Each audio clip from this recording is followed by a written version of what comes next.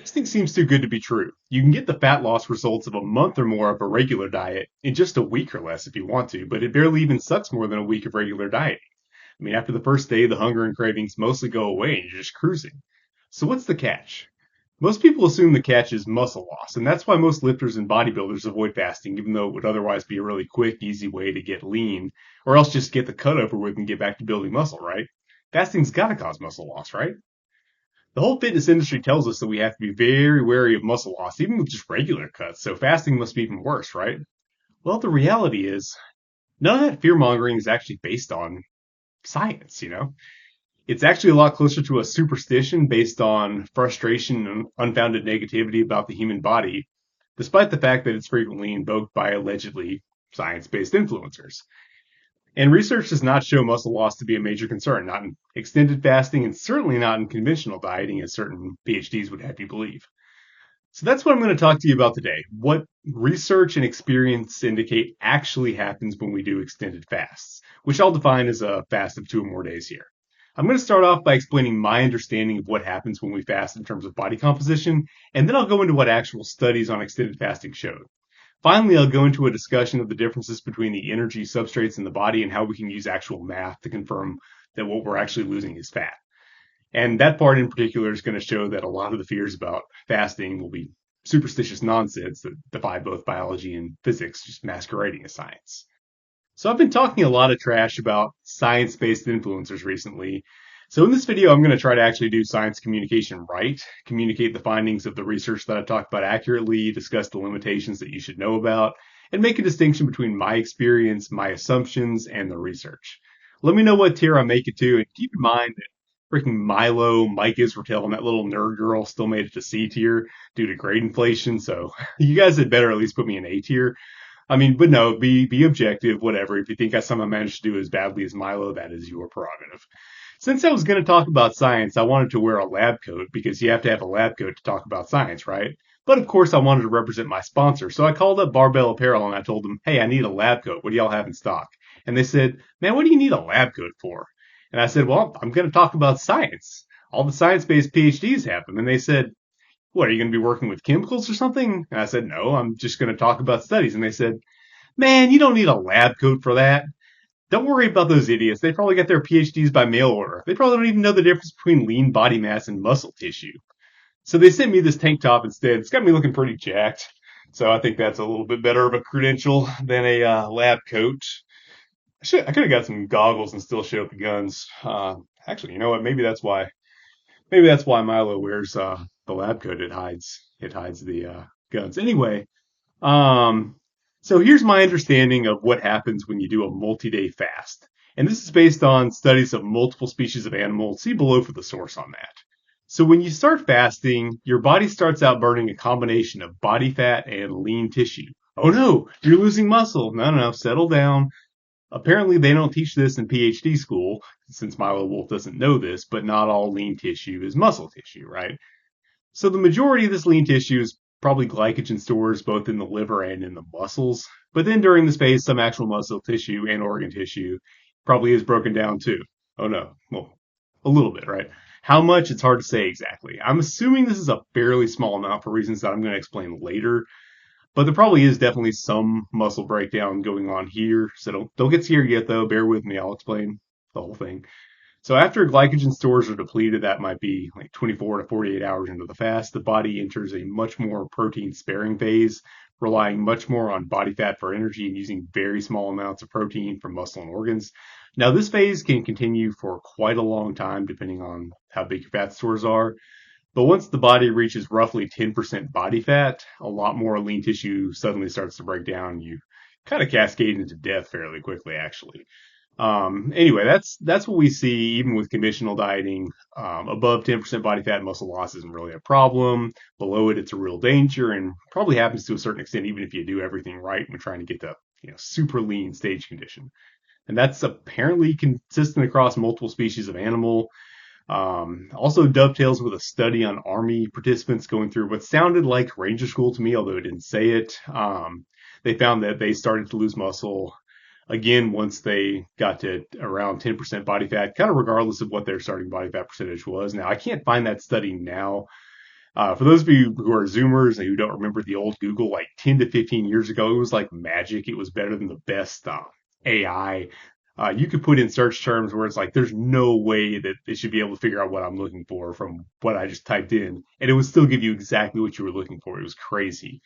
Like, believe it or not, Google actually worked. Now Google can't find anything for you other than paid ads, so I just gave up. I start giving up now because you just can't Google anything, right? Anyway, sorry about that. Up until this point, people probably aren't that surprised. This probably sounds like exactly what you'd expect to happen when you fast. You lose some fat, but also maybe some lean tissue, right? Here's the part that's going to challenge the conventional wisdom. So what happens when you start eating at maintenance again? You probably just put on a bunch of fat, right? Now you lost some muscle and regained fat, so that's no good, right? That's kind of what we would assume, right? And I think this assumption that we seem to have kind of culturally in fitness comes from a lot of the frustration that a lot of people have with trying to get their bodies to do or look the way they want. They tend to assume that just given the slightest chance, the body's always just going to do the exact opposite of whatever you want it to do, right? That's kind of how we see the body in fitness and bodybuilding a lot of the time. So to kind of get away from our little biases there, let's not make it human. Let's make it a tiger, a terrifying man-eating predator that hasn't had a meal in days. So his body's burned off all his glycogen, a little bit of muscle and organ protein, and a bunch of body fat. Then he catches a small deer or whatever kind of ungulate they happen to have over there in India. I'm not an Indian zoologist or anything. But anyway, he's got some kind of animal that just so happens to be his maintenance calorie intake for the day, and he eats it. So what do you think is going to happen to old Hobbs over there? Is his body going to leave his muscles hanging and store a bunch of fat? No, it's a tiger. He needs to be able to do tiger stuff, leap, sprint, pounce, catch his next day's meal. He needs his muscles to be in top condition. His body's going to prioritize rebuilding the glycogen stores and any muscle tissue that was lost. And if there is anything left over, he'll store it in his fat reserves, of course. But in this case, since we said it's maintenance calories for him, there isn't, so that's fine. So maintaining capability to get more energy is more important, and energy reserves are going to be a bonus, right? Well, it's the same with humans. We have the amount of muscle tissue that our genes and our environmental inputs, meaning in this case, or in the modern world, I guess you'd say, our training, um, to meet the demands of our environment, and our bodies are going to prioritize maintaining that. Now, humans are certainly more predisposed to store excess body fat than tigers are, but that's only if we get excess calories. Our bodies will prioritize restoring lean tissue that's, again, been dictated by our environment and genes, and then it'll happily store excess fat, but again, only if there are excess calories left over. So what we're worried about, you know, isn't if there is muscle loss ever, it's whether there's net muscle loss after you start eating again. That's kind of the catch. So this theory is great, but where's it all coming from? All right, well, let's get into the research. So first of all, I may butcher this, but you can see it down below. Pietzner et al. I believe that's how you pronounce that name. I believe he's a German fellow. Both of these studies that I'm going to talk about here in a second are German. Interestingly, well, I'm not going to speculate on why Americans are researching this, but it has probably to do with farmer corruption. Anyway, in Pietzner et al., volunteers participated in a 7-day water fast, and I've linked the full text below. So subjects did indeed lose a combination of fat mass and lean mass during the study as expected. However, after 3 days of unrestricted food intake, the loss of lean mass was almost completely reversed, while the fat loss was maintained. And keep in mind, there's even some lean mass in fat cells, so even with zero actual muscle loss, we would still expect to see some lean mass loss with a significant fat loss. Now, I'd be completely out of pocket if I did not mention the major limitations of this study. There were only 12 participants, no control group. Obviously, that's not enough. We'd like to see at least 30 participants minimum, ideally more. And the researchers know this. They're calling for more research with this essentially pilot study. But so far, there doesn't seem to be a ton of interest in researching fasting, at least on healthy people, probably because it's way more profitable to sell Ozempic and macro tracking apps, right? That's probably why we're not seeing Americans researching this. But anyway, it's a promising finding, but it's not enough to go on all by itself. Fortunately, there's more. Lorenz et al. In 2021, a study on participants performing a 10-day water fast found a potential mechanism for regenerating lost muscle tissue. First off, they measured something, and I'm not an expert on this stuff, so I hope I say this right, 3-methyl histidine levels, which, let's be real, you don't know what that is. I don't know what that is. I could have said magic runes for all we both know, but apparently, according to the study, this is a marker of skeletal muscle breakdown, and it showed a transient increase early in the fast, but then returned to baseline, which indicates, according to the researchers, that the body does indeed enter into a protein-sparing phase where muscle's not being broken down at an elevated rate relative to baseline. And secondly, more interesting, they measured myostatin levels in the blood. And myostatin levels remained stable during the fast, but dropped significantly when they reintroduced food. For those of you who don't understand how significant that is, myostatin is a protein that inhibits muscle growth. I don't know why we're set up in this particular way. I'm not a biologist, but I don't know why we need a protein that inhibits muscle growth, but apparently we do, so we just go with it, right? Anyway, just to show you how much effect changes in myostatin can have, check this out. These pictures I'm going to put up on screen are pictures of animals bred to basically not have myostatin. This is not AI. This is not Photoshop. This isn't downlighting. They don't have a pump. These motherfuckers actually walk around looking like this. That's crazy. Like, you couldn't get dogs and bulls and stuff to look like this, even with tons of trim and growth hormone or whatever the bodybuilders take. The absence of myostatin is insane. Like, if I were a billionaire, I would not be trying to launch a bunch of, like, the Cougar space program like Bezos is. I'd be trying to create, myostatin deficient bears and stuff. That would be sick, right? Can you imagine? That would be crazy. Anyway, the decrease in myostatin upon refeeding after fasting indicates that the body is in fact prioritizing rebuilding muscle tissue. Okay, so I'm not trying to take this too far and tell you that extended fasting will actually help you build muscle beyond what you had. There's no reason to think that it will be the case. I mean, maybe, decreasing inflammation and just getting you done with a cut faster so you can build more muscle, sure, but there's no reason to think that, not eating would signal your body that you need more muscle, right? No, it is a pretty good indicator, though, that your body does actually try to rebuild any lost muscle tissue after a fast, instead of just keeping the muscle losses and then packing on fat. So that's super cool, right? Well, let me rain on your parade a little bit with some limitations. First of all, sample size, 16 people. Again, definitely not enough, right? And secondly, this wasn't a full-on complete fast, as they did give participants 200 calories worth of vegetable broth with apparently some fruit juice mixed in. I don't know why they would do that. If anything, I would think that'd make it harder to adapt to fasting, and maybe you wouldn't get all the muscle into the muscle sparing mode as quickly, but it probably doesn't matter too much either way. 200 calories, it's basically a fast. Thirdly, while they noted the decrease in myostatin levels during refeeding, there isn't that much information on exactly how much practical effect that had on muscle rebuilding. And they note this in the study. This is, again, kind of a pilot study, hoping to generate more future research, right? And finally, they had participants exercise every day, a combination of gymnastics, yoga, and walking, as well as various measurements of strength. And that's not a weakness of the study, it's a strength, right? But it is something to note that you might not get the myostatin effect if you were to just fast without any exercise, apparently. And again, I would recommend that you do exercise during your fast. And if you want to see my complete recommendations on what to do when you fast, watch till the end. But anyway, yeah, I mean, it's something. It's not a limitation so much as something to note. And there also wasn't a control group, so despite the fact that, very interestingly, their strength as measured on various tests actually increased on certain measures or stayed the same. So they either got stronger or stayed the same during the fast. We can't say that the fast itself did that because there wasn't a control group to measure that against. But it's still interesting that the strength of the participants actually went up instead of down. That's something that I personally noticed myself. But, interesting that the study found it too. Now, again, these are very preliminary studies with limited resources, so they aren't especially definitive by themselves, right? If a science-based creator hyped up a study this small without going into its limitations, I'd go after it for it, right? And rightly so.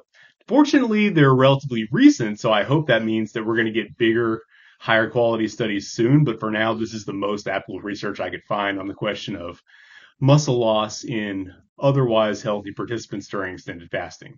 Hopefully, we'll see more later, and I kind of hope that popularizing fasting will help us to actually get more quality research. I'm not anti-science. I would actually like to see good science on this. I'm just thinking science being misrepresented, right? Now, fortunately, this isn't the only information that we have to work with. There is also firsthand experience, and I actually have plenty of it here. So I've been multi-day fasting a lot during my cuts over the last 3 years. I mean, I'm coming in bigger every year at the same level of leanness. Only way I could be losing muscle is if I'm actually gaining even more muscle to have some to lose. So if you think that's the case, then definitely, buy my programs, right? But I really don't think I'm losing any. I think I'm probably losing even less before the refeed, because it sounds like based on the resources cited in Lawrence et al., that the protein sparing adaptations that happen during fasting can last for quite some time if the fasting continues. So I'm guessing that if you practice fasting more regularly, you can adapt into that protein sparing mode faster than like new participants who, as far as I can tell, have never had any prior experience with fasting. Now, that is completely my assumption. I'm not telling you that's science based. I'm assuming that. I have no data to back it up, but it would explain why subsequent fasts feel easier to pretty much everyone who tries them, as well as the fact that like I lose surprisingly little total body weight when fasting now.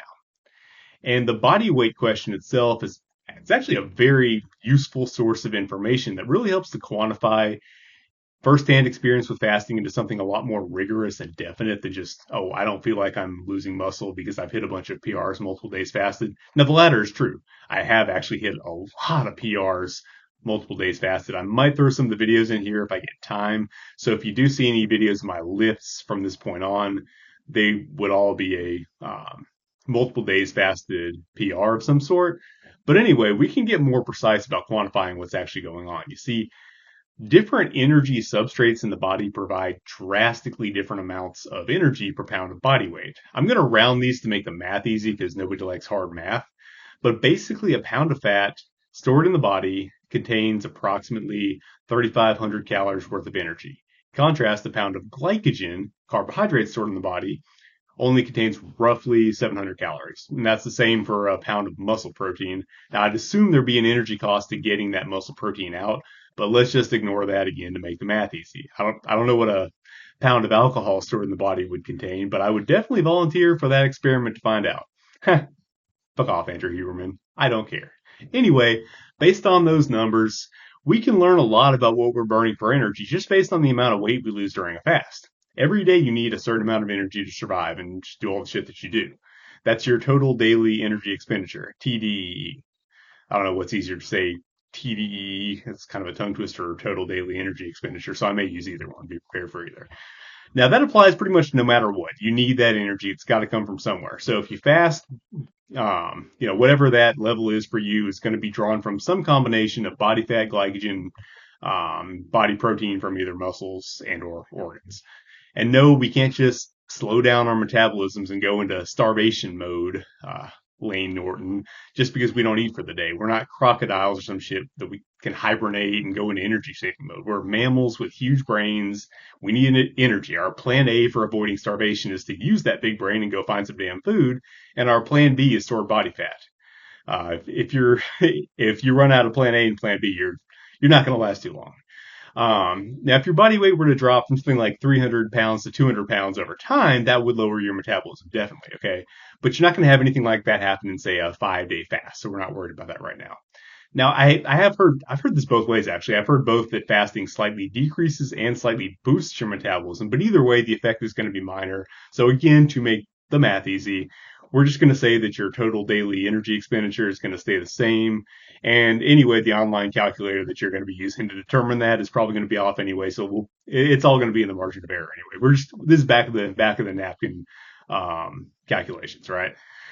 Okay. So luckily for me, just to figure this stuff out, my total daily energy expenditure actually just so happens to be in the mid 3,000s by all accounts, according to all the calculators, just depending on what little figures I put in there. It's going to be somewhere in that range.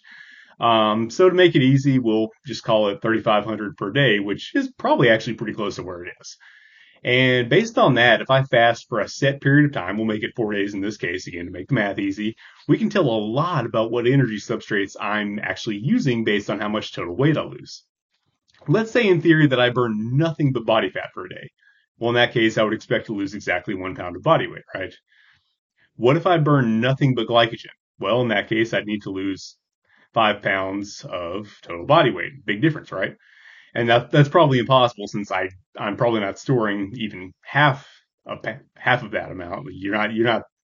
I don't think anyone can store 5 pounds of glycogen, or it'd have to be like half Thor Bjornsson or something like that, if I understand the stuff correctly.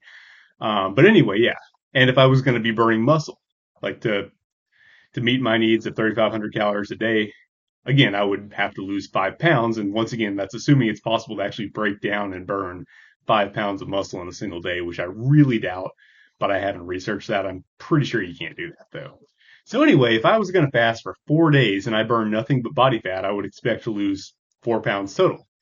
Whereas if I were to burn nothing but muscle, just for the purpose of argument, I would lose 20 pounds total. Kind of a big difference there, right? Pretty visible. Now, obviously, even the biggest fasting skeptic would not expect me to lose nothing but muscle, but it's kind of an extreme example to illustrate the point. In reality, we'd probably be expecting some kind of a combination, right? But even there, relatively small contributions of lean body mass would mean huge shifts in total weight loss. Let's say I lost half fat and half lean body mass, a combination of glycogen and muscle. In that case, I would still lose 12 pounds, 12 pounds versus 4. It's a big difference, noticeable, right? Even losing 3/4 fat and 1/4 glycogen and or muscle, that would still double the fat only numbers from 4 to 8, right? So even small amounts of lean body mass are going to be very noticeable in terms of total body weight lost. Okay, so with that in mind, what's my actual experience with multi-day fast been like? Well, I've found that I tend to lose roughly 1 pound of body weight per day of complete fasting. Net. That's net. Okay, so by net, I mean after a day or two, usually a day or two. It doesn't really tend to make that much difference, honestly. But anyway, after a day or two of refeeding at roughly maintenance, I'm usually at roughly my previous body weight minus the number of days in the fast. Now, during the fast itself, I usually lose a little bit more, maybe like 3 pounds more, maybe, I mean, with water fluctuations, maybe 5. But that comes back as soon as I start eating again, right? So on a 4-day fast, I would usually expect to lose 4 pounds net. Really more like 3.5 because I usually break the fast on the last day, so it's not a full 84 hours. I don't necessarily do multiples of 24. But anyway, point being, if I'm fasting for 4 days and I'm losing 4 or 3.5 pounds, that means that barring some kind of crazy water retention type shenanigans or my metabolism like managing to slow itself down in the shadow realm in some kind of way previously unknown to science, that's pretty solid mathematical proof that I'm losing exclusively fat net. And again, to that, people will say, no, you're still burning muscle and glycogen because, you're not burning as much fat as you think because you have to get rid of some of that muscle and glycogen, even by your own words, right? But again, we're talking net. Sure, the body burns glycogen, maybe a little muscle protein, although again, I do suspect that this is a negligible amount. But that glycogen or whatever, it's not free energy. That's alone. The body still has to restore those substrates upon resuming eating. So if you fast and then go back to eating maintenance, your body doesn't just leave the glycogen tanks empty. It now has to pay back that loan. So the net balance there still that's going to end up covering that cost is going to be your fat stores. So you still lose it in fat, even though it's not necessarily all taking place during the fast, if that makes sense. And that kind of makes sense intuitively when you step back from all the frustrations and negativity and superstitions that we have about the human body, right? Like, again, let's get back into thinking about the tiger instead of the human. If you had to just design a tiger to survive in its environment, would you have it run off an energy substrate that could efficiently provide it with 3,500 calories a day per pound? Or would you have it break down pounds and pounds of the tissue that it actually needs to run and jump and fight just to get a fraction of that energy, right? Frustrated as you may be that you don't look like your favorite fitness influencer, it makes just as much sense for humans to actually use the body fat that we store for that exact purpose while saving the energy poor tissue that we need to actually do stuff. It makes sense that humans would use fat to fuel their energy needs and muscle to do muscle stuff, right? Um, now, you guys can check my math on this stuff. And once again, I'm trying to make this easy math, not 100% accuracy here, but I do think it works fairly well to get an idea of what's happening when you fast without any sort of technology more advanced than the skill, right? So if you're interested in trying out fasting for yourself, you can use that to get an idea of what you're using for energy as well. Make sure nothing crazy is going on. Which brings me to an exciting announcement. I just finished my book on fat loss, The Antifragile Diet. One of the key selling points is a detailed step-by-step guide to fasting, right? But fasting is it's very important to the book, but it's also only one part of the book. The main idea is to just share some of the strategies that I've used to make getting lean literally anti-fragile in the sense that Nassim Taleb meant it, to the kind of stressors that throw a lot of people's diets and fat loss efforts off. Being busy, sleep deprived, no time, kids, stuff like that. I'm not the most shredded guy on Instagram. I'm not, Mr. 6% body fat. That's obviously not my selling point. But these strategies, which in addition to fasting include mindfulness and food choice, have gotten me to the point where as I get busier with work, additional kids, trying to edit videos, etc. And by the way, editing videos is horrible. It actually gets easier for me to get and stay lean, and more importantly, without having to really modify my life around getting lean in any way. I'm making the strategies that I use synergize with a busy normal life instead. Now, I'm at a point in my life where a lot of guys who were maybe shredded when they were younger start to lose that battle with the dad bod. Meanwhile, I'm actually finding it getting lean easier than it was when I was a carefree college kid, not because of some secret herb or because I, sold out to the pill mills pushing TRT on everybody over 23 everywhere, but because I'm just using better strategy that gets me more bang for less suck. Now, let me be clear, you don't need this book to fast. Your body's designed to do it. You could definitely figure it out on your own, but it's pretty cheap and it'll help to make your first tries as easy and pleasant as possible. And I think some of the other strategies that I've got laid out will be useful to a lot of you. So, if you like the body fat percentage that you can just chill at, live life at, go through life events like having kids, starting businesses, vacations, whatever, just be lower and also, get to a point where eating for fitness is just kind of integrated into your life as a beneficial part of your life instead of as something that you have to make an effortful extra. I think you're going to find it to be worthwhile. Like this video, it's more experience based than science based, but I do link to the full text of relevant research where applicable, so you can easily double check my research and make sure that you agree with my understanding. And I know some of you are going to ask, it's only an ebook for right now. I would like to make my books in print at some point. I would like to be, I'd like to see my own name as an author in print. But you guys, we just talked about time poor, right? I'm a little bit time poor here, so I gotta focus on the ebooks for now. And hopefully someday I'll get an edition of these out, but don't hold your breath. Anyway, if you're interested, the link's in the description. Check it out on the website. If not, no harm, no foul. I hope you enjoyed this video. I hope you found it useful. And I hope that you think that I am a better science communicator than Milo Wolf, or at least a more honest one. I'm probably not as good at video editing as he is. I think maybe Joffrey ranked him up higher because of that, and I'm sure he's better in that regard than I am. But anyway, let me know what your ratings of this as as science communication are like, and I'll see you next time. Thanks for watching.